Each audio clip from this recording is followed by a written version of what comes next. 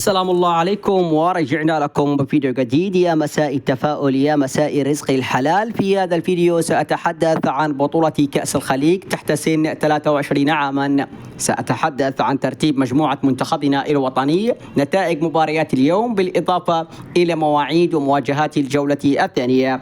بالنسبة لنتائج مباريات اليوم، منتخبنا الوطني يحقق انتصار على منتخب العراق بهدفين مقابل هدف، والإمارات تحقق انتصار على عمان بهدفين مقابل لا شيء. ترتيب مجموعة منتخبنا الوطني، الإمارات في الصدارة برصيد 3 نقاط، سجل هدفين ولم يستقبل أي هدف.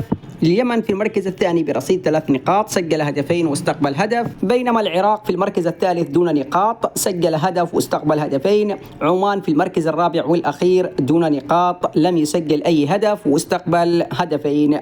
مواعيد ومواجهات الجولة الثانية لمجموعة منتخبنا الوطني ستنطلق في يوم الأحد القادم بإذن الله تعالى في تاريخ 7 من شهر ديسمبر الجاري، بإقامة مباريتين وبنفس التوقيت.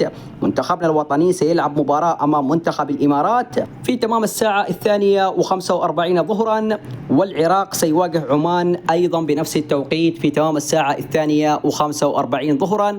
وعلى قناة المهرية اليمنية ستنقل مباراة منتخبنا الوطني أمام المنتخب الإماراتي، مباراة أكيد ستكون من أجل صدارة المجموعة، وإن شاء الله بأن يخرج منتخب الوطني ب3 نقاط مهمة في المباراة القادمة أمام منتخب الإمارات، علما بأن الإمارات والعراق سيشاركون في نهائيات كأس آسيا القادمة تحت سن 23 عاما.